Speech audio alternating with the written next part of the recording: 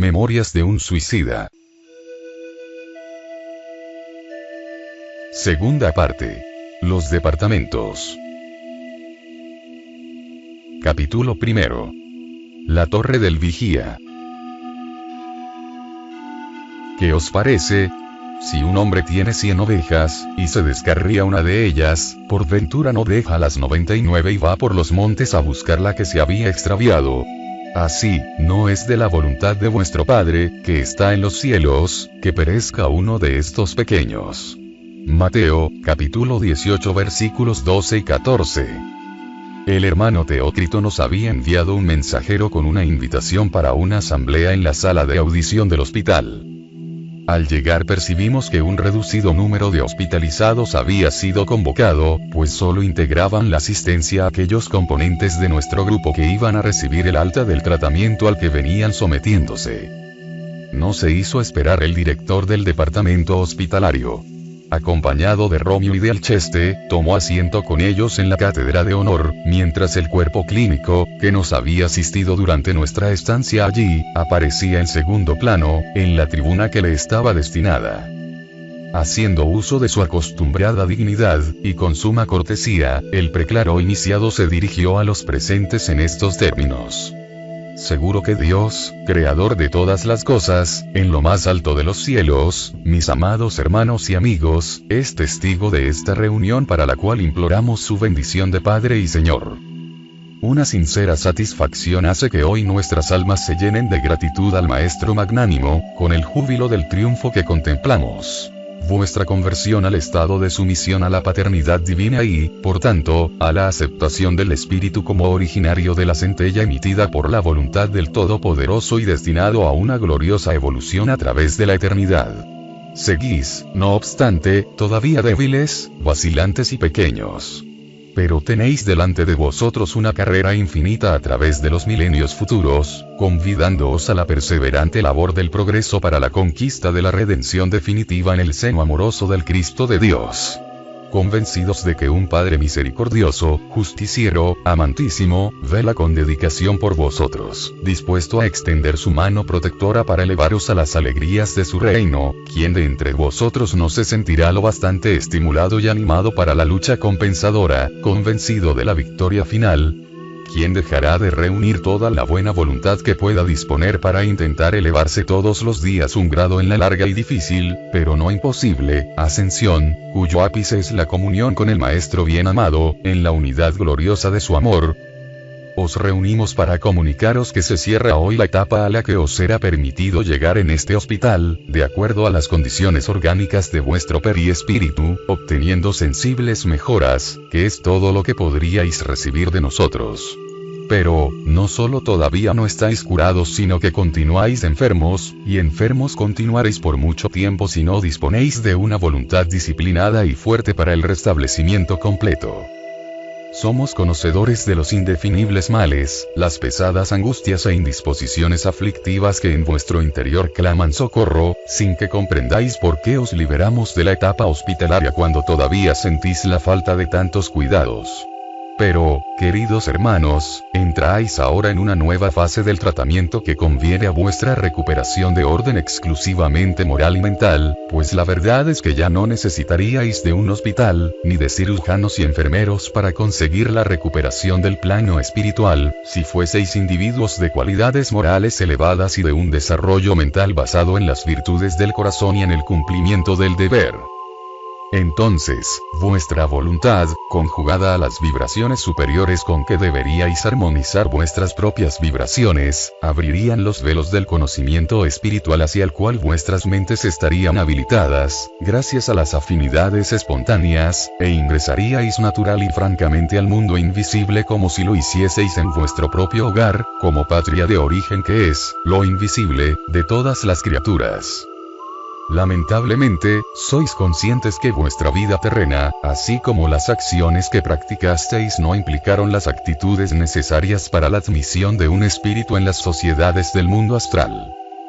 descuidasteis la nobleza de los principios, la elevación de los fines, maleducasteis vuestro carácter a la acometida de las pasiones que en la tierra intoxican la mente, esclavizasteis el corazón a los preconceptos maliciosos, rebajasteis vuestra propia alma a los impulsos del orgullo desorientador y rematasteis la serie de imprudencias, en las que os complacisteis, con el atentado inominable contra la ley de aquel que es el único Señor de toda la creación, y que, por eso mismo, también es el único soberanamente poderoso para disponer de la vida de sus criaturas.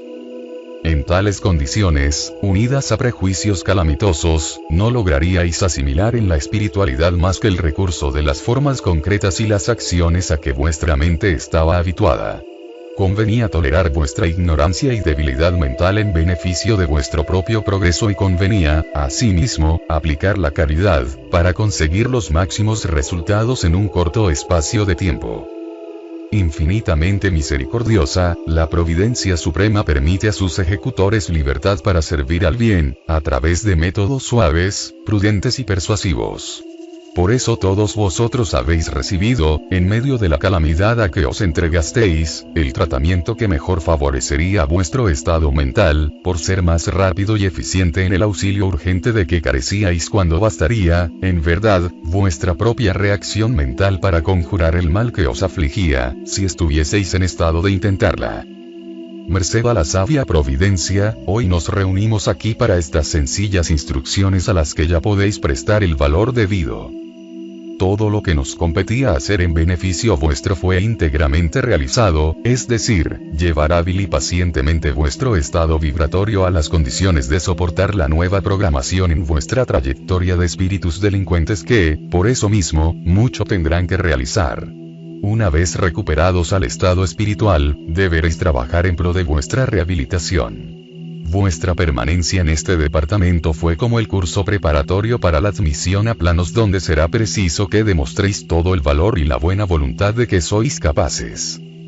En vuestro caso será inevitable una nueva reencarnación. Deberéis repetir la experiencia terrena que malograsteis con el suicidio, negándoos al cumplimiento del sagrado deber de vivir el aprendizaje del dolor, en beneficio de vosotros mismos, de vuestro progreso y de vuestra felicidad futura.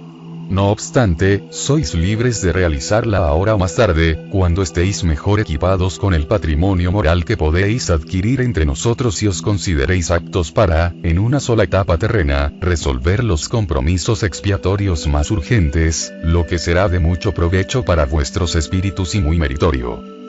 Comprenderéis, que eso quiere decir que, si reencarnáis ya, resolveréis apenas una pequeña parte de la deuda que adquiristeis. Si reencarnáis más tarde, la resolveréis toda, porque estaréis en condiciones favorables para la resistencia a las luchas que exige tal proceso de purificación.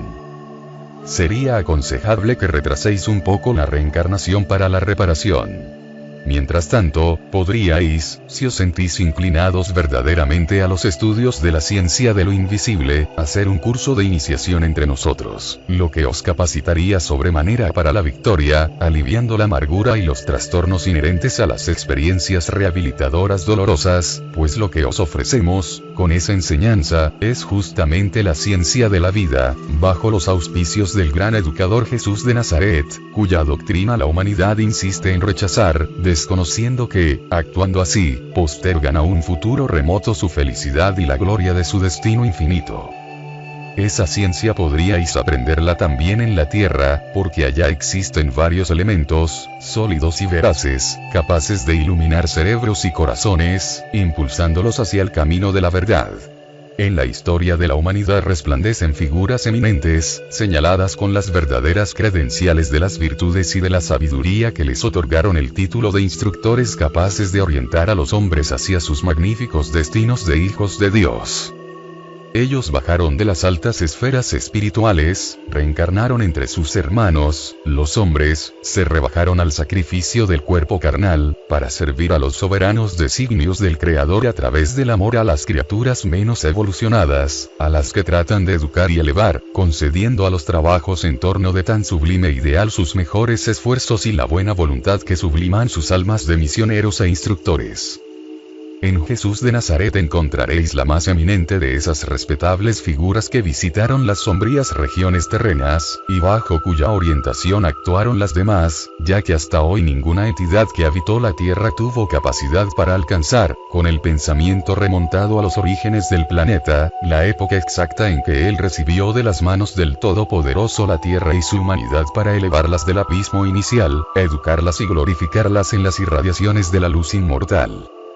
Pero, hace milenios que venís reencarnando en la Tierra y hasta ahora, tan preciosos tesoros depositados en ella por las inestimables bondades del cielo, jamás pensasteis utilizar, ante ellos habéis pasado indiferentes, sin reconocer siquiera su valor, siendo de temer que, si partís de aquí sin capacitaros adecuadamente, lo que allá, en la Tierra, también podríais realizar, continuéis debatiéndoos en el mismo círculo vicioso en que venís permaneciendo, pues sois débiles, no sabéis resistir a las tentaciones del mismo orgullo y necesitáis de fuerzas para recomenzar el camino.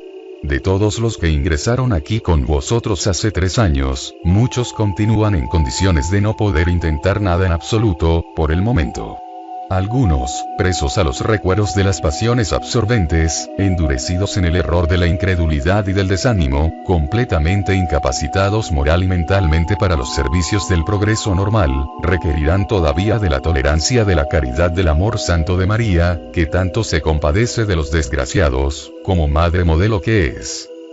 Otros deberán, por el contrario, reencarnar inmediatamente, para corregir disturbios gravísimos que permanecen en sus periespíritus como resultado de la violencia del choque recibido con la muerte voluntaria. Sin que reencarnen para corregir esos disturbios, que les oscurecen hasta la razón, nada podrán intentar, ni siquiera la repetición del drama que les llevó a quitarse la vida, drama que tendrán que vivir nuevamente, ya que era un rescate de crímenes practicados en existencias pasadas o bien consecuencias de desvíos actuales de los que eran responsables ante la gran ley, y de los que quisieron huir a través del suicidio, a los que también tendrán que responder, porque así lo exigirá su misma conciencia, desarmonizada y envilecida ante sí misma. Estamos hablando de aquellos cuyo tipo de suicidio, muy violento, hizo imposible su alivio a través de la terapia psíquica aplicada en vosotros, y a los que conocéis lo bastante para que tengamos que nombrarles. La larga estancia en el cuerpo terrestre será la terapia urgente y de excelencia comprobada, ya que corregirá el desorden vibratorio disminuyendo su intensidad, encaminando al espíritu, después de tan alucinante paréntesis, a la lucidez propicia a la nueva etapa, pudiéndose ocupar, solo entonces, con las experiencias de rehabilitación, pues ya se encontrará en estado de hacerlo, con posibilidades de éxito. Como veis, queridos amigos, 1 siglo, 2 siglos, tal vez todavía más. Y el suicida estará absorbiendo la hiel de la consecuencia espantosa de su acto irrespetuoso con la ley del gran creador de todas las cosas. Oíamos atentamente, curiosos y con miedo ante la perspectiva del futuro, incapaces de precisarlo, temerosos de la gravedad de la falta que cometimos, que suponía para nuestra alma un sabor más amargo que una condena al patíbulo, apenados al comprender la necesidad de dejar aquel caritativo refugio a cuya sombra, si bien no habíamos encontrado la satisfacción por la que suspirábamos ya que no la merecíamos, sin embargo, habíamos adquirido el más precioso bien al que un espíritu delincuente puede aspirar para servirle de luz en el camino donde se resolverá su calvario de expiaciones. Abnegados hermanos, amigos tutelares, fieles a los elevados principios cristianos del amor y de la fraternidad. Teócrito continuó, satisfecho por percibir nuestra actitud mental, que solicitaba un consejo sincero. Llegó la oportunidad de visitar la tierra, como tanto deseáis. Os proporcionaremos guardianes y medios seguros de transporte, ya que sois inexpertos y continuáis unidos a la legión, por lo que no damos por finalizada la ayuda que os debemos prestar para vuestra rehabilitación. Una vez llegados a la costa terrestre, conviene que reflexionéis con la máxima prudencia orando y vigilando, como aconsejaría nuestro divino modelo, es decir, razonando claramente a las inspiraciones del deber, de la moral, del bien, y no dejándoos arrebatar por antiguos deseos y seducciones, por las vanidades, por la ociosidad tan común en las bajas regiones del planeta. Os advertimos que haréis mal si preferís permanecer en la tierra olvidando a vuestros amigos de esta colonia, y al amparo fraternal y cristiano que aquí disfrutáis. intentad no perder el deseo de volver con los acompañantes que os servirán. Si volvéis a este hogar, que temporalmente será el único verdadero al que pertenecéis, entregándoos buenamente a la dirección maternal de nuestra augusta protectora, se permitirá vuestro ingreso en otro departamento de este instituto, mejor dotado que la vigilancia y el hospital, y para el cual subiréis, no para disfrutar alegrías a la que no tenéis derecho todavía, porque no las conquistasteis, sino para capacitaros para las luchas del progreso que debéis alcanzar. Antes de partir a la Tierra estáis invitados a una visita de instrucción a los departamentos que componen los primeros planos de nuestro instituto. No perdéis nada con los esclarecimientos que os darán en la vigilancia, y las dependencias del departamento hospitalario, es decir, el aislamiento, el psiquiátrico, así como el departamento de reencarnación y sus interesantes secciones, que os interesarán mucho, pues la verdad es que no debéis volver a ver la patria terrena sin los conocimientos que nuestros departamentos os proporcionarán. Estaréis más fuertes para resistir a los recuerdos de las antiguas seducciones. Conviene, no obstante, que no os hagáis ilusiones en cuanto a lo que os aguarda en esa peregrinación por la tierra. Recordad a Jerónimo. Hace ya muchos años que dejasteis vuestro cuerpo en el sepulcro, muchos de vosotros ya fueron olvidados por aquellos a quienes lastimaron con el suicidio, si no completamente, por lo menos lo bastante para haberse desinteresado por la suerte del ingrato que no vaciló en herirles con tan amargo disgusto. Envuelto en las efervescencias de la vida material, el hombre olvida todo con facilidad, no creáis que vais a encontrar alegrías en esa peregrinación. Además, la tierra jamás concedió compensaciones al que, sabiendo ser descendiente de una centella divina, busca marchar hacia Dios impresionado por las alegrías celestes que adivina. Nos sentimos, sin embargo, despreocupados respecto de esos detalles. Con vosotros no sucederá lo que con Jerónimo.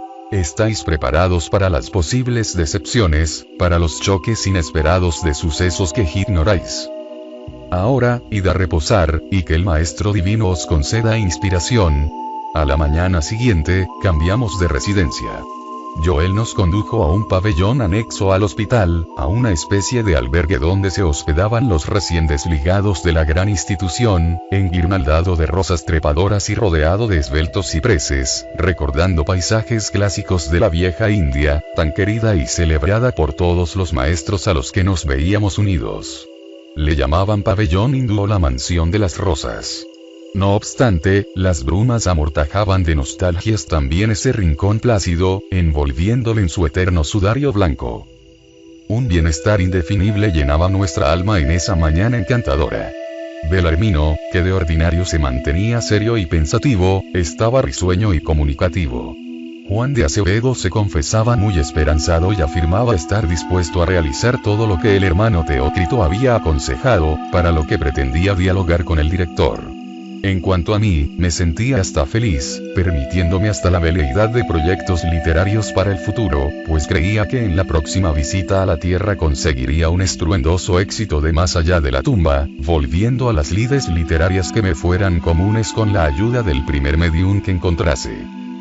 Todavía estábamos lejos de sospechar el volumen de las luchas que la reparación iba a exigir de nuestros esfuerzos, y el consuelo, la cariñosa acogida recibida de aquellos abnegados siervos del bien, habiendo deshecho la trágica capa que, cubriendo de dolor nuestros espíritus, nos llevaba a razonar que, al final, el suicidio no había sido tan cruel como querría parecer. Mario Sobral era el único que no se ilusionaba, pues nos dijo, viendo nuestra satisfacción en las primeras horas que pasamos en el pabellón hindú: que Dios os conserve así para siempre, amigos míos. Mi conciencia no me permite tanto. Me acusa constantemente, no permitiendo treguas a mi desgraciado corazón. El silencio que nuestros amigos guardan, acerca del crimen que cometí, me asustaba más que si me acusasen diariamente, anunciándome represalias. No es posible que mi actitud con mi esposa e hijos, con la desgraciada Eulina, con mis pobres padres, pase desapercibida a la ley cuyos umbrales comienzan a abrirse a mi razón. Si soy un criminal para conmigo mismo, suicidándome, lo seré también por el mal practicado a otros, ¿sabes, Camilo? Hace ya algún tiempo que vengo sintiendo las manos entorpecidas, vacías, como si hubiesen sido cortadas. A veces las busco, confuso, pues dejo de sentirlas conmigo, y, de repente, mientras me pregunto lo que podría motivar esto, una visión dolorosa intranquiliza mi cerebro. Veo a Eulina abatida sobre el sofá, retorciéndose bajo las bofetadas con que le destrocé el rostro, entre mis manos asesinas, que allá están, separadas de mis puños, estrangulándola. ¡Oh, Dios mío! ¿Qué representará semejante anormalidad? ¿Qué mayor confusión mental surgirá para castigarme? ¿Qué pasa? Camilo, amigo mío, dame tu opinión valiosa. Deben ser los pesares que alucinan tu mente, querido amigo, los remordimientos que inquietan tu conciencia, pues, a pesar de todo, no dejaste de amar a aquella pobre mujer, porque no pides consejo al hermano Teócrito. Ya lo hice, Camilo, ya lo hice. ¿Y entonces? ¿Qué te dijo? Me aconsejó confiar en la providencia divina, que jamás abandona ninguna criatura que suplique su asistencia. A resignarme ante lo irremediable de la situación por mí mismo creada y a través de la fe para corregirla, me aconsejó la oración constante, y el esfuerzo para establecer una cadena magnética, en súplicas a María para que me socorra, ilumine y consuele, preparándome íntimamente para el futuro, pues no existe otro recurso a mi alcance, por el momento. Pues hazlo. Si él te aconsejó eso, es lo que necesitas. Lo he hecho, Camilo, lo he hecho. Insistió, excitado. Pero, cuanto más lo intento y me consagro al fervor, más creo que es una visión, un anuncio del futuro.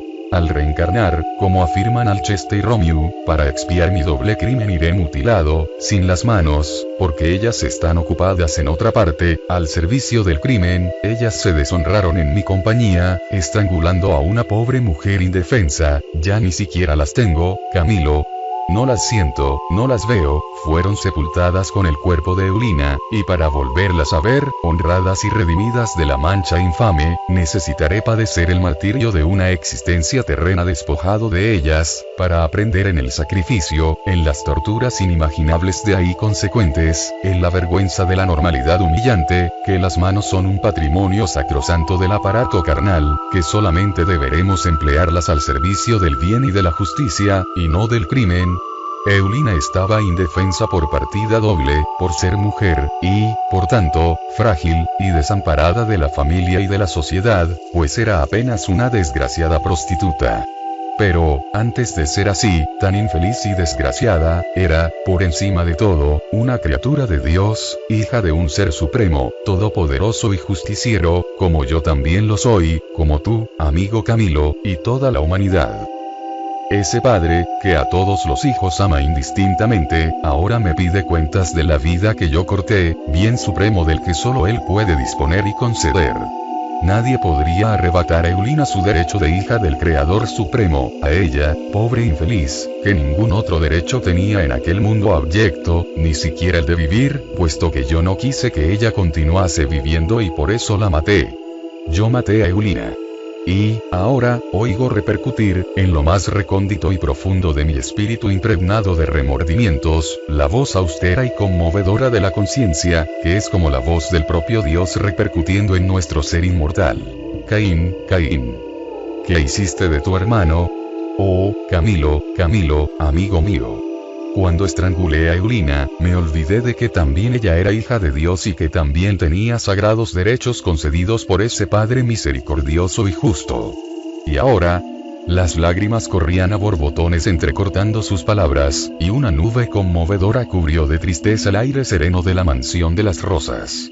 Además, la satisfacción íntima que tuvimos esa mañana se basaba tan solo en el hecho de haberle causado alegría a Teócrito con el progreso conquistado durante aquellos 3 años de internado.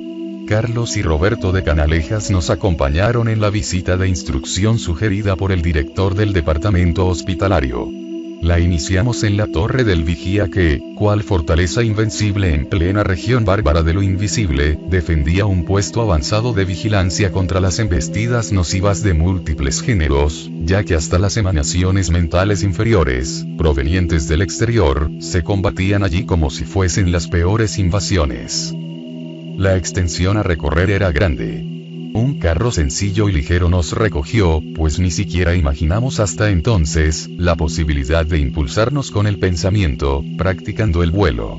A cierta altura del viaje, estando ya bien distanciados del pabellón hindú, respondiendo a una confidencia de Mario Sobral, oímos que Roberto decía: el desánimo es mal consejero, amigo Sobral.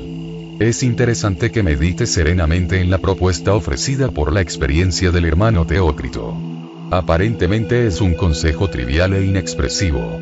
Pero debes saber que encierra una sabiduría profunda y representa la llave con la que podrás superar las barreras que encontrarás en el camino de la rehabilitación. ¿Qué importa, además, una existencia de 30, 60 años de sacrificios, en la que el cuerpo carnal pueda ser mutilado, si a través de ella reconquistamos la honra espiritual, la paz que nos falta a la conciencia, la oportunidad para la realización salvadora que nos identificará con la ley que infringimos?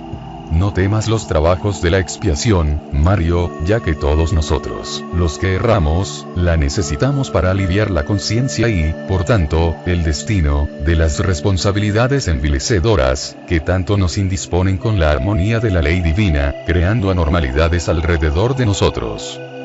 Tienes el futuro ante ti para auxiliarte en la renovación moral que necesitas. Él afirmará tu raciocinio, si te propones llegar a conclusiones prudentes y serias, con las que podrás eliminar del alma el reflejo humillante de las malas acciones mediante los deberes santificantes. Por eso es necesario renovar la experiencia terrena en un cuerpo mutilado, para que aprendas, en las dificultades que resulten de ello, a servirte de todo el conjunto de tu cuerpo solamente en un sentido digno. No vaciles, enfréntate al sacrificio, pues estás convencido de que te equivocaste, y por eso considerarás justo el asumir la responsabilidad de los actos que practicaste en detrimento de ti mismo, ya que la honra espiritual y la dignidad moral del espíritu así lo exigen. Y si sabes esclarecer a tiempo tu ser con los resplandores de la confianza en Dios, de la esperanza en su paternal bondad, con coraje y resignación, convencido de que jamás te abandonará en la severidad del camino reparador, que el amor de aquel Padre que no condena y sí ayuda a su criatura a erguirse del abismo en que se dejó caer, podrás incluso sonreír a la desgracia y encontrar encantos a lo largo del calvario que recorrerás. La vehemencia con que el joven doctor hablaba parecía reanimar a nuestro compañero, que cayó, mostrándose sereno el resto del día. De repente, a lo lejos vimos el lugar del departamento al que pertenecíamos. Pensativo, murmuré, sin pensar que me oirían: ¿en qué sitio estará el pobre Jerónimo? Vuestro amigo Jerónimo de Araujo Silveira se encuentra más allá, detenido en el aislamiento, replicó Carlos de Canalejas, como infractor de los reglamentos del hospital. ¿Por qué llamarán aislamiento a esa dependencia?, preguntó Mario receloso. Porque allí son enviados aquellos cuyo comportamiento se contrapone a las disciplinas exigidas por los reglamentos del hospital, los incontrolados, que abusan de la libertad, sin ser, todavía, verdaderos rebeldes. Es como una prisión, repugna, no obstante, este término humillante a los directores de la colonia, y que, además, no traduce la verdadera naturaleza de la finalidad a que se destina, como veréis. Jerónimo se encuentra, por tanto, detenido. Claro. Para su propio beneficio y para bien de aquellos a quienes ama. Mario se agitó, impresionado, volviendo a preguntar: ¿cómo es posible comprender, doctor, que Jerónimo, padre y esposo amantísimo, se encuentre preso, mientras que yo, 2, 3, 10 veces criminal, estoy entre buenos amigos?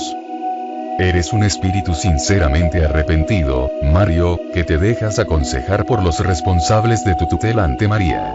Que deseas ser guiado hacia normas salvadoras, ya que te muestras dispuesto a los más rudos sacrificios para borrar el pasado culpable, mientras que Jerónimo se obsesionó con la inconformidad y la incomprensión, apegándose intransigentemente a todos los recuerdos del pasado, cuya pérdida lamenta y de los cuales vive, sin fuerzas para olvidarlo, opuesto a entender elementos para suavizar la situación, que sería muy diferente si tuviese la prudencia de la resignación. Además, no estuviste largos años prisionero de las tinieblas siniestras del valle, cautivo, en desesperación, amargado ante el peso férreo que destrozaba tu conciencia. ¿Y acaso no te conservas moralmente cautivo de ti mismo, pues tu mente triste e inconsolable no impide cualquier satisfacción a tu corazón y a tu entendimiento? Me sorprende comprobar que, cuando morimos, podremos sufrir, entre muchas cosas inesperadas y sorprendentes, el hecho de vernos en una cárcel, murmuré, contrariado con la novedad, que se me antojó absurda. Carlos, sin embargo, con delicadeza, conquistó mi razón como había conquistado mi corazón, con esta sensata y lógica exposición.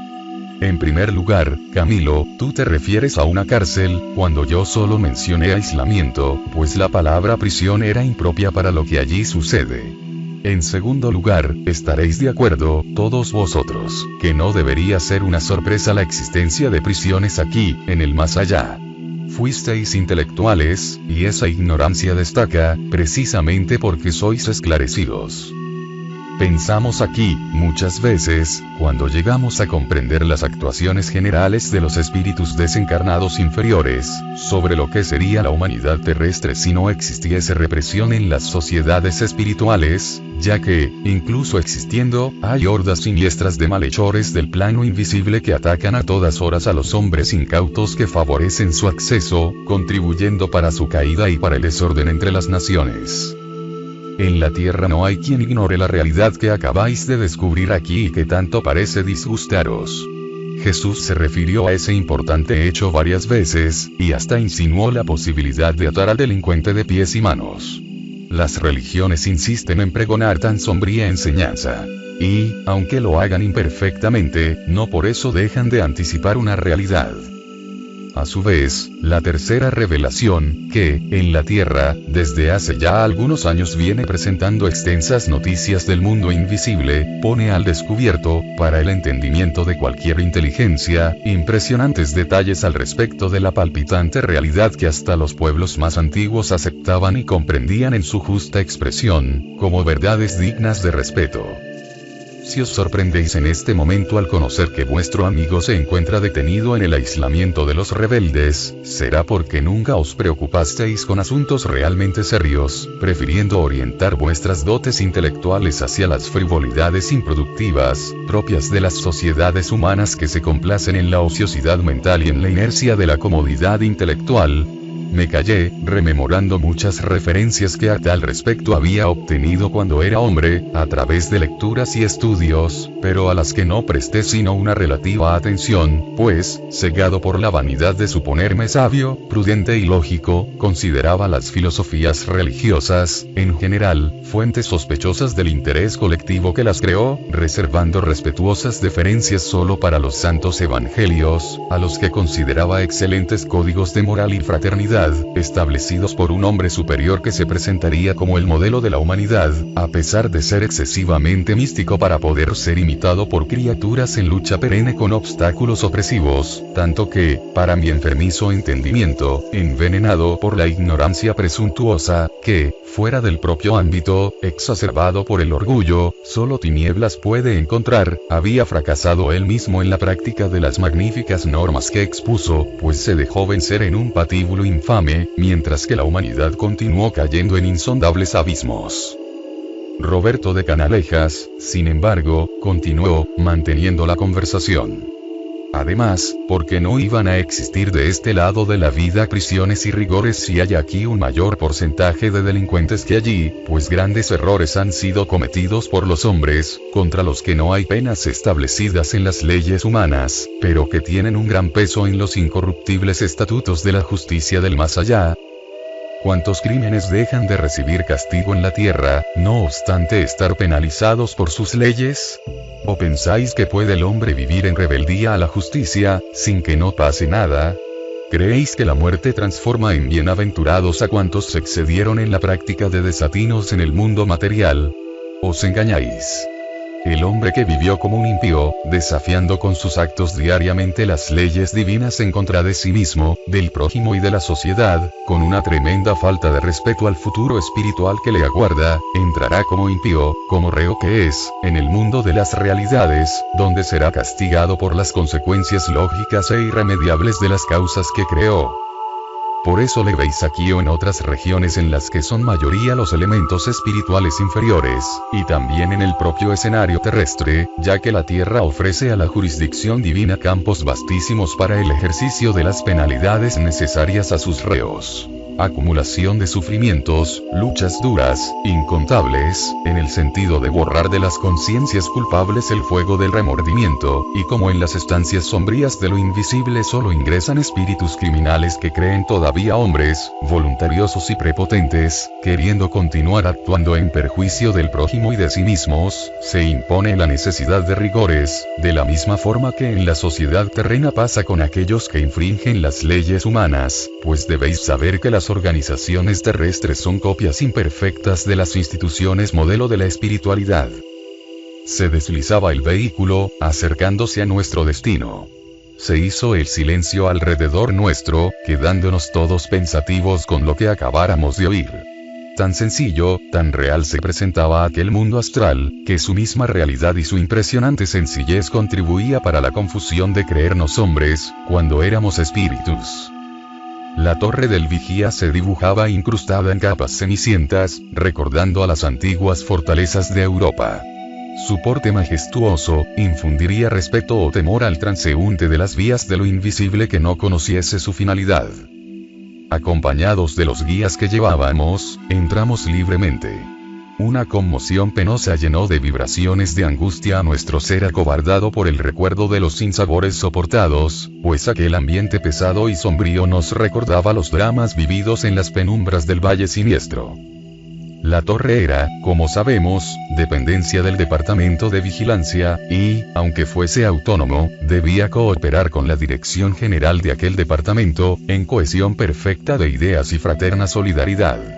Podríamos decir que era el puesto de mayor responsabilidad de toda Colonia, si es que allí pudiese existir alguien menos responsable que otro, porque estaba situada en una zona peligrosa del astral inferior, rodeada de elementos nocivos y perturbadores, siendo su deber combatir y desviar a estos, impidiendo el asedio de espíritus asaltantes, encaminar hacia otros parajes a infelices perseguidos por obsesores, que a toda costa se quisiesen refugiar en la Colonia, lo que no sería posible, porque se trataba de un local especializado para el alojamiento de suicidas.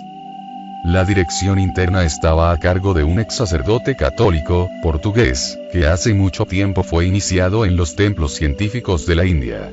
Bajo su orientación servían varios condiscípulos no iniciados, sometidos, todavía, a las más exhaustivas labores en regiones inferiores, servicios escogidos por ellos mismos voluntariamente, como expiación por los desmanes con que habían tratado los intereses del Evangelio del Crucificado, cuando en la tierra, investidos de la alta dignidad de pastores de almas, a la que habían manchado con la mentira, la hipocresía, las falsas y astutas interpretaciones.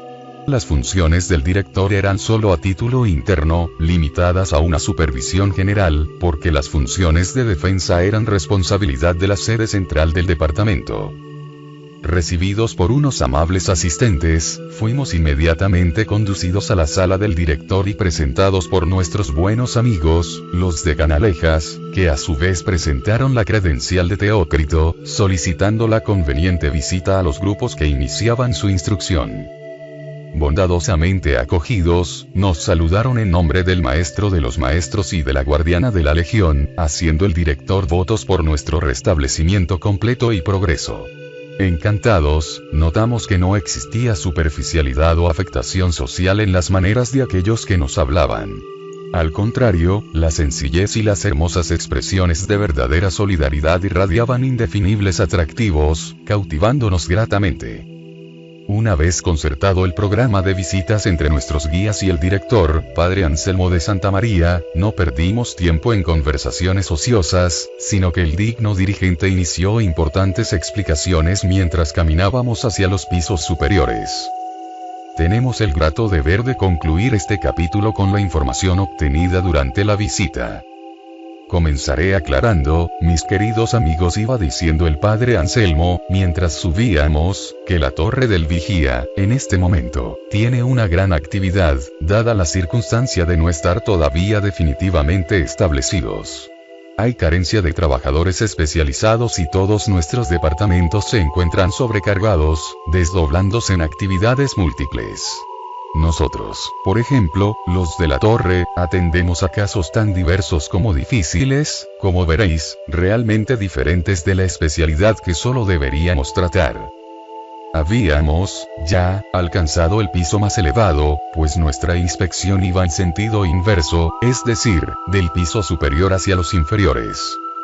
Un amplio salón circular, inmerso en la penumbra, como si las quintesencias de las que estaba construido se basasen en los más pesados ejemplares que por allí existiesen, surgió a nuestro frente, rodeado de cómodos bancos con almohadones.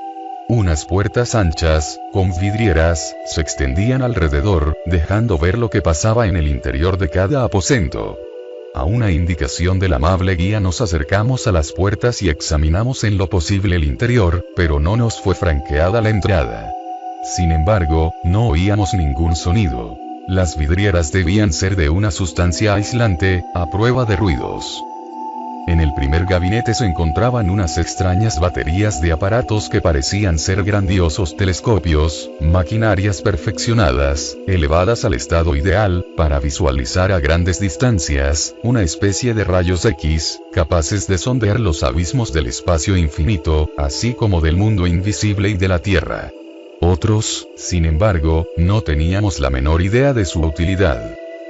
En el segundo gabinete unas pantallas luminosas, colosales, con las que las existentes en las enfermerías del hospital parecían graciosas miniaturas, que respondían a la necesidad de retratar acontecimientos y escenas ocurridas a distancias inconmensurables, haciéndoles visibles a los técnicos y observadores acreditados para ello, para su examen y estudio. Semejantes aparatos, cuya perfección el hombre aún no concibe, no obstante, de estar ya en su búsqueda, permite al operador conocer hasta los mínimos detalles de cualquier asunto, incluso el desarrollo de los infusorios en los lechos abismales del océano, si fuese necesario. De la misma forma verían la secuencia de una existencia humana que se debiese conocer o las acciones de un espíritu en actividades en lo invisible, en las capas inferiores o durante misiones penosas y viajes de los servicios asistenciales. Sin embargo, los reglamentos, rigurosamente observados, prescribían su utilización solo en casos verdaderamente necesarios. Existía todavía un tercer gabinete, el mayor de todos, pues ocupaba todo un piso de la majestuosa torre, que parecía un taller mecánico, donde los trabajadores debían ser científicos. Este local estaba reservado a la maquinaria magnética que permitía el uso de los magníficos aparatos existentes en la colonia, y el sistema de iluminación nocturna, especie de central electromagnética distribuidora de diversos fluidos, necesarios para el buen funcionamiento de los mismos aparatos. En todos los compartimentos se notaba una actividad sin interrupciones, una labor incesante y dura, quizás exhaustiva. Había muchas mujeres entre los trabajadores que desarrollaban allí meritorias actividades. Parecían figuras aladas, yendo y viniendo en silencio, serias y atentas, envueltas en bellos vestidos blancos y resplandecientes, particularidad que nos despertó la atención, suponiendo en nuestra ignorancia espiritual que eran uniformes cuando en verdad era solo el buen patrón vibratorio de sus mentes. Se esforzaban por disminuirlo, en un lugar incompatible con su verdadero nivel. Esta fortaleza, continuó Anselmo de Santa María, a la cual pertenece no solo la torre del vigía sino las demás que aquí se ven, acuartela al regimiento de milicianos y lanceros especializados, que hacen la guardia y defensa de la misma contra posibles contratiempos venidos del exterior. Muchos de los integrantes de ese regimiento son discípulos de la iniciación cristiana, y ensayan los primeros pasos en la senda de los trabajos edificantes, camino de la redención. Algunos fueron también suicidas, que ahora experimentan con nosotros la reparación de antiguos deslices. Otros salieron de la más negra impiedad, pues fueron, además de suicidas, temibles obsesores, y sus delitos, los crímenes que practicaron durante tan lamentables oficios, son bien fáciles de evaluar. Todos son tratados por la dirección de la colonia con desvelado amor y caridad cristiana. En cuanto a los últimos, es decir, los obsesores, existen recomendaciones especiales venidas de lo más alto, ya que la insigne guardiana de la legión desea verles integrados lo más rápido posible en las huestes de los verdaderos convertidos de la doctrina de su amado Hijo, en la legión de los trabajadores devotos de la causa magnánima del Maestro de Maestros. además de los trabajos que desempeñan y que también forman parte de las enseñanzas que reciben, todos estudian y aprenden con sus instructores nociones indispensables de amor, justicia, del deber y del bien legítimo y se habilitan en la moral del Cristo de Dios, en el respeto debido al Todopoderoso, hasta que vuelvan a la próxima reencarnación.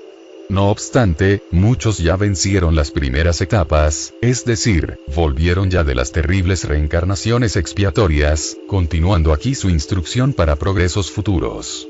Debo citar a los batallones de lanceros hindúes aquí acuartelados, que, voluntaria y abnegadamente, se dedican a servir de modelo para los recién arrepentidos, supervisándoles y cooperando con nosotros para su rehabilitación, mientras prestan su inestimable ayuda a la dirección de nuestro instituto. Esos hindúes, antiguos discípulos particulares de los iniciados aquí domiciliados, algunos ya bastante encaminados hacia la luz de la verdad, son, como se puede ver, el verdadero sustento del orden y disciplina que mantiene la paz entre los demás. Nuestra vigilancia ha de ser incansable, rigurosa y minuciosa, dada la zona de desórdenes en que se encuentra situada nuestra morada, vecina de la tierra y recibiendo de ésta sus múltiples reflejos perturbadores, de las gargantas siniestras donde se localiza el valle en el que están aglomerados nuestros futuros huéspedes, de las regiones inferiores donde proliferan los elementos negativos provenientes de las sociedades terrenas, y de los caminos por donde deambulan hordas endurecidas en el mal, cuyo trabajo es seducir, atrayendo a sus huestes, a espíritus incautos e inexpertos, como vosotros. Todo eso sin mencionar las ondas malignas invisibles de fluidos y emanaciones mentales que suben desde la tierra, engrosándolas de lo invisible inferior, y a las que, desde esta torre, damos caza como lo haríamos a microbios endémicos de la peste. A través de los aparatos que veis, estamos en unión permanente con los sucesos desarrollados en el Valle de los Suicidas. Gracias a ellos nos enteramos de lo que ocurre allí, todo sabemos y todo oímos. Podríamos ejercitar la clarividencia, la visión a distancia, así como otros dones anímicos que igualmente poseen nuestros técnicos, para enterarnos de lo que necesitamos saber, pues tenemos en la torre, técnicos capaces de tan gran y delicado servicio, como aquellas laboriosas hermanas que más allá observamos atentas en el cumplimiento del deber. Preferimos utilizar los aparatos, porque sería sacrificar sin necesidad, tan preciosas facultades anímicas en un lugar heterogéneo como este, cargado de influencias pesadas, que exigirían de ellas un gran gasto de energías preciosas y esfuerzos supremos, cuando los aparatos que disponemos realizan el mismo servicio sin grandes exigencias de orden mental. Por muy desgraciados que sean los condenados del valle, o los desviados que se complacen en el mal y cuyo radio de acción se encuentra en el camino de nuestras actividades, jamás estarán desamparados, pues los siervos de María velan por ellos con la ayuda de estos magníficos aparatos de visión y comunicación y les socorren en el momento oportuno, es decir, desde que ellos mismos estén en condiciones de ser socorridos y trasladados para otro lugar. Pero, existe un hecho en el mismo acto del suicidio, que impide que sean socorridos con la rapidez que sería de desear de la caridad propia de los obreros de la fraternidad. No estar ellos radicalmente desprendidos de los hilos que les unen al envoltorio carnal, es decir, conservarse semiencarnados o semidesencarnados, como queráis llamarlo. Las potencias vitales que la naturaleza divina imprimió en todos los géneros de la creación y, en particular, en el ser humano, actúan sobre el suicida con todas las energías de su grandiosa y sutil actividad. Y eso gracias a la naturaleza semimaterial del cuerpo astral que posee, además del cuerpo envoltorio material. Su periespíritu tendrá que vivir así, de la vida animal, por mucho tiempo, a pesar de la desorganización del cuerpo carnal, en muchos casos.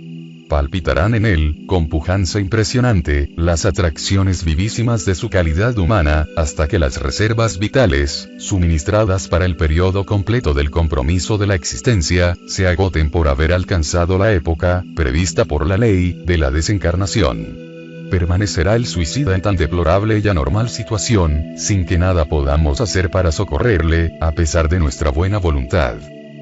La excelsa misericordia encamina generalmente esos casos, los más graves, a reencarnaciones inmediatas donde el delincuente completará el tiempo que le faltaba para el término de la existencia que cortó. aunque muy dolorosas, y hasta anormales, tales reencarnaciones son preferibles a la desesperación en el más allá, evitando, además, una gran pérdida de tiempo al paciente. Veremos entonces a hombres deformados, mudos, sordos, débiles mentales, idiotas o retrasados de nacimiento, etc. Solo es un tema de vibraciones. El perispíritu no tuvo fuerza vibratoria para modelar la nueva forma corporal, a pesar de la ayuda recibida de los técnicos del mundo invisible. Así concluirán el tiempo que les faltaba para finalizar el compromiso de la existencia prematuramente cortada, corregirán los disturbios vibratorios y, lógicamente, se sentirán aliviados. Se trata de una terapia, nada más, recursos extremos exigidos por la calamidad de la situación. Es el único, además para los casos en que la vida interrumpida debiera ser larga. Vosotros que leéis estas páginas, cuando encontréis por las calles a un hermano vuestro con este tipo de anormalidad, no dudéis de orar en su presencia. Vuestras vibraciones armoniosas serán también una excelente terapia. Eso, hijos míos, es realmente así, y vosotros lo conocéis, mejor que nadie. Es la ley rigurosa, incorruptible, irremediable porque es perfecta y sabia, y nosotros debemos intentar comprenderla y respetarla, para no ser más desdichados por el intento que tuvimos de violarla. Esto explica la desgracia que sobreviene a los suicidas y la imposibilidad de abreviar los males que les afligen. Lo que les sucede es un efecto natural de la causa creada por ellos mismos, pues se colocaron en una delicada situación en que solo el tiempo pueda ayudarles. Lo que podemos intentar en su beneficio, lo hacemos sin reparar en sacrificios. Y, de vez en cuando, o mejor dicho, en la ocasión justa y adecuada, organizamos expediciones de misioneros voluntarios, que bajan hasta su infierno para traerles a esta institución, donde son recogidos y debidamente orientados hacia el respeto a Dios, del que no se acordaron jamás, cuando eran hombres. Y nos reunimos para el cultivo de oraciones diarias en su beneficio, irradiando nuestras vibraciones benéficas alrededor de sus mentes sobreexcitadas, procurando aliviar el ardor de los sufrimientos que experimentan con suaves intuiciones de esperanza. Si no se conservasen tan alucinados y exacerbados en los callejones de la desesperanza, de la funesta incredulidad en Dios, en la que siempre se complacieron, percibirían la invitación a la oración que todas las tardes les dirigimos, al caer el crepúsculo, así como las palabras de valor, intentando despertarles para la confianza en los poderes misericordiosos del Padre Altísimo, pues no debemos olvidar que tratamos con cristianos que más o menos se emocionan al recordar la infancia distante, cuando, al pie de la chimenea, junto al regazo materno, balbuceaban las dulces frases de la anunciación de Gabriel a la Virgen de Nazaret, que había recibido como hijo al Redentor de la humanidad, y nosotros nos vemos en la preocupación de utilizar todos los recursos lícitos para, de algún modo, enjugar las lágrimas de esos míseros incrédulos que se precipitarán en tan pavoroso abismo. Siempre que un condenado haya extinguido o aliviado la carga de vitalidad animalizada, esté sinceramente arrepentido o no, avisamos al servicio de socorro de la vigilancia, que partirá inmediatamente en su busca, para traerle a la guardia de la legión. Entonces, según sea su condición moral arrepentido, revelado, endurecido, ese departamento le trasladará al lugar correspondiente, como ya sabéis. El hospital, el aislamiento, el psiquiátrico e incluso a estas torres, pues, como dijimos, en virtud de que todavía no estamos debidamente instalados, acumulamos trabajo, manteniendo, aquí mismo, puestos auxiliares para custodiar a grandes criminales a los que se les ha suspendido su libertad por excesiva permanencia en las vías del error, es decir, suicidas obsesores. Nuestros aparatos de visión a distancia clarividente magnético mecánico traen hasta nosotros los hechos y las escenas que necesitamos conocer, seleccionándoles de otras tantas, gracias a nuestros técnicos, como un imán poderoso atrayendo al acero localizamos al que debemos socorrer, trazamos el esquema del trayecto, presentándolo enseguida a la dirección de la vigilancia. Esta proporciona los elementos para la expedición, y arrebatamos, con el favor de Dios y el beneplácito de su unigénito, a una oveja más de las garras del mal. Está rigurosamente prohibida la entrada a estos gabinetes a quien no ejerza alguna actividad. Por eso no entraremos para realizar una visita al conjunto de aparatos. Los trabajadores son espíritus de élite, misioneros del amor, técnicos especializados en ese tipo de servicio, que, pudiendo desarrollar actividades en esferas floridas de luz y bendiciones, prefieren bajar a los infiernos sombríos de la desgracia para servir, por amor al Maestro Divino, a la causa sacrosanta de sus hermanos inferiores e infelices como verdaderos ángeles guardianes de los infortunados por quienes velan. Cada grupo se sustituye por otro cada 12 horas y descansan, si lo desean, en los jardines del templo, que, como sabéis, es el más elevado plano de nuestra humilde colonia. O se dedican a otros menesteres que les gusten o pueden elevarse a las moradas a las que en verdad pertenecen. Se rehacen, ahí, de las angustias soportadas en el ambiente tenebroso donde heroicamente trabajan en favor del prójimo y vuelven al día siguiente, fieles al deber que voluntariamente han abrazado, pues debo deciros, amigos míos, que, para los servicios de socorro y protección a los parias del suicidio, no existen nombramientos ni imposiciones de leyes, ya que él mismo, el suicidio, está fuera de la ley. Son tareas, por tanto, realizadas por voluntarios, luz sagrada de los sentimientos de caridad y abnegación de aquellos que desean ejercerlas por amor a las doctrinas inmaculadas del Cordero de Dios, de aquel modelo divino que hizo de la caridad la virtud por excelencia, ya que la ley que permite el derecho de ejercerla confiere el ejercicio de todo el bien posible en favor de los que sufren. Me admira ver a personajes tan altamente dotados dedicarse en lugares y trabajos tan poco agradables, dijo Belarmino con la ácida impertinencia de quien, en la tierra, llevó una vida de capitalista ocioso y consideraba un descrédito los duros trabajos en las luchas continuas del deber. No hay en la Legión trabajadores espiritualmente menos evolucionados, más acordes, por tanto, con la naturaleza del ambiente y de los exhaustivos trabajos que se desarrollan en él. Sufrirían menos, ya que tendrían un menor grado de sensibilidad. Anselmo se rió con bondad y simpatía, replicando: bien se ve, hermano Belarmino, que desconoces la delicadeza y la profundidad de los asuntos espirituales, cuya intensidad no es siquiera sospechada en el globo terrestre. Nuestro cuerpo de trabajadores menos evolucionados, policías, asistentes, enfermeros, vigilantes, etcétera, etcétera, podrá presentar un óptimo contingente de buena voluntad, como realmente así es, permanente disposición para el trabajo, deseo de progresar a través de actos heroicos, pero no se encuentra aún a la altura de tan magno desempeño. Solamente un espíritu dotado de virtudes puras y conocimientos expertos podría distinguir en los meandros del carácter trastornado de un infractor, como el suicida, las verdaderas predisposiciones para el arrepentimiento, o si en su periespíritu ya no se reflejan influencias del principio vital muy pesadas para, en ese caso, proporcionarle auxilio y llevarle a un lugar donde esté seguro.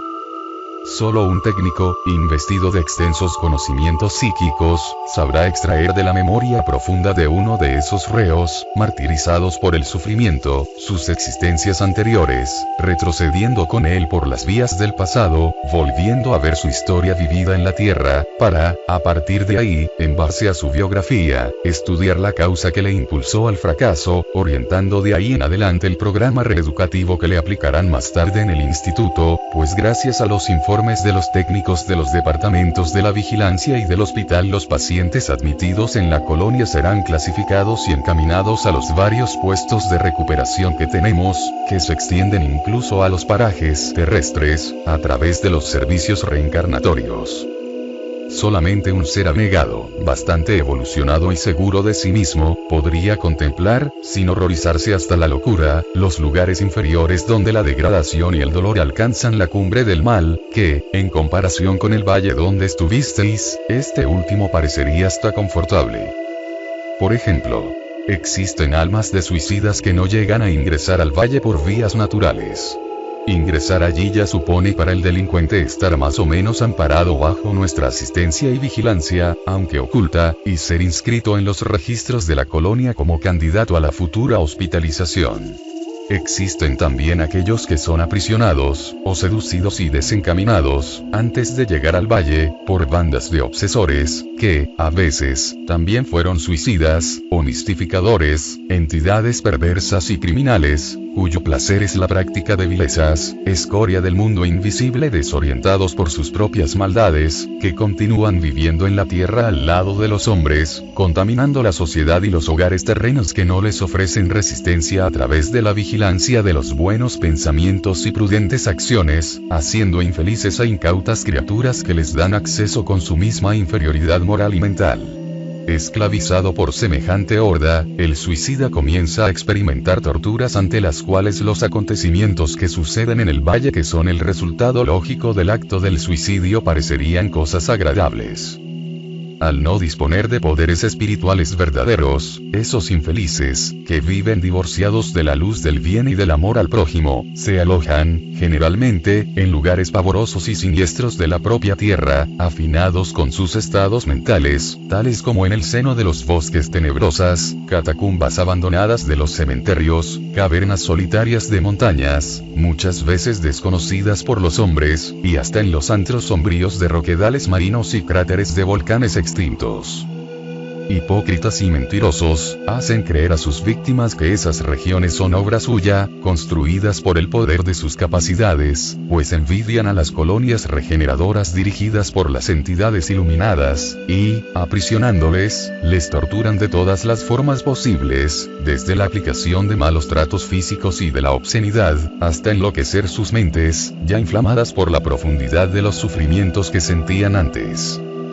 Les infligen suplicios, finalmente, cuya concepción sobrepasa la posibilidad de raciocinio de vuestras mentes, y cuya visión no soportaríais por ser todavía excesivamente débiles para aislaros de las pesadas sugestiones que sobre vosotros caerían, capaces de llevaros a enfermar. Pero, a los trabajadores especializados, iluminados por un excelente progreso, nada les afecta.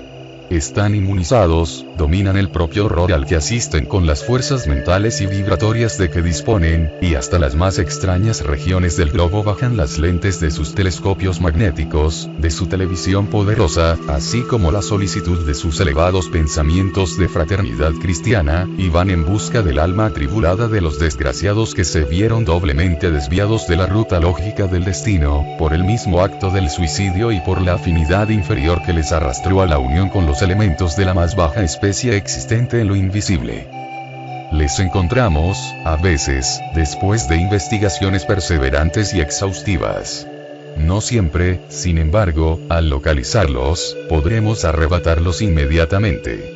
El informe llega a la Dirección de la Vigilancia, que, a su vez, se entiende con la Dirección General del Instituto. Entonces se traza un plan para el rescate, un programa definido, bien delineado, solicitando la ayuda de otros grupos, a veces muy inferiores a los nuestros en capacidad y moral, pero conocedores del terreno áspero y tenebroso en el que se realizará la operación, diligencias, embajadas, negociaciones, insistencias y hasta trucos y violentas batallas, donde la espada no interviene, sino la paciencia, la tolerancia, el interés hacia el bien, la energía moral, el coraje para el trabajo. Todo esto se utiliza por los liberadores, que causan admiración y respeto por el heroísmo del que dan testimonio. No es raro que tengan que bajar a los lugares satánicos donde el alma cautiva se retuerce flagelada por los verdugos que desean adaptarla a sus propias costumbres. Se infiltran en la horda. Se someten a la dramática necesidad de dejarse superar, muchas veces, por secuaces de las tinieblas, invariablemente, sufren en esas ocasiones esos abnegados trabajadores del amor. Derraman lágrimas amargas, fieles, sin embargo, a los sacrosantos compromisos para con la causa redentora a la que se han consagrado.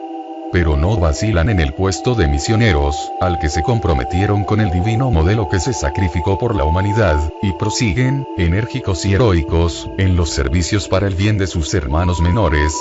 Y finalmente, después de luchas inimaginables, liberan a los sufridores que, en su momento, no se habían encaminado hacia el valle. Y les entregan a la vigilancia, que, a su vez, les traslada al lugar adecuado, generalmente al psiquiátrico, pues los desgraciados salen enloquecidos de las redes obsesivas en las que se dejaron enredar. Y, lo que es sumamente importante, traen también a los obsesores, a los verdugos, que no son más que espíritus audaces, de hombres malos que han vivido envueltos en las tinieblas del crimen, apartados de Dios. Sí, además de obsesores, son también suicidas, podremos retenerles en nuestra colonia.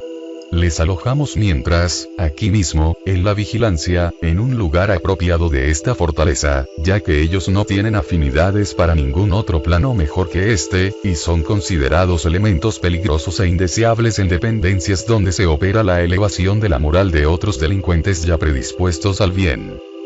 Les mantenemos bajo severa custodia, procurando en lo posible, darles fuerzas y medios para reeducarse y rehabilitarse. De aquí no se elevarán a planos más confortables sin volver antes a una nueva existencia carnal, para despojarse del peso de los crímenes más repugnantes que cometieron, pues sus condiciones morales y mentales, excesivamente perjudicadas, les impiden mayores posibilidades. Su instrucción se limitará a un breve aprendizaje acerca de sí mismos, nociones de las leyes fraternas expuestas en el Evangelio del Señor y trabajos regeneradores ejercidos en la tierra, bajo la dirección de asistentes rigurosos, o en nuestro regimiento de milicianos, donde mentores especializados en este tipo de casos, les guiarán a la práctica de servicios ennoblecedores, en oposición al gran mal que practicaron en el pasado. Como milicianos, darán caza a otras hordas de obsesores que conozcan, indicándonos antros maléficos que bien saben que existen aquí y allá, prestando una valiosa ayuda a nuestra causa, lo que les será llevado en cuenta en la programación de sus expiaciones. Si se trata, sin embargo, de elementos simplemente perversos, no suicidas, no nos es permitido acogerles, pero nuestro servicio de socorro les llevará a los puestos de refugio existentes en las zonas de transición, un poco por todas partes. Son una especie de puestos policiales de lo invisible y, una vez ahí, tendrán el destino que mejor convenga a su triste condición de espíritus inferiores, destino acorde, no obstante, con las leyes de la afinidad, de la justicia y de la fraternidad. Siguió un corto silencio. Estábamos atónitos, sorprendidos con la inesperada exposición que nos hacían, que, verdaderamente valía por una clase de elevada erudición. Anselmo de Santa María fijó dulcemente la mirada en nuestros semblantes preocupados por la atención despertada por su palabra, y murmuró, como si extendiese el pensamiento a través de los floridos caminos perfumados por la esencia incomparable del Evangelio del magnánimo educador. Sí, hijos míos. Eso es lo que sucede, pues el mismo Nazareno afirmó que el buen pastor deja su rebaño obediente, amparado en su redil, y parte en busca de la oveja extraviada, solo descansando después de reconducirla, a salvo de los peligros que la rodeaban, y resaltó, para justicia y gloria de nuestros esfuerzos en cooperar con él. De las ovejas que mi padre me confió, ninguna se perderá.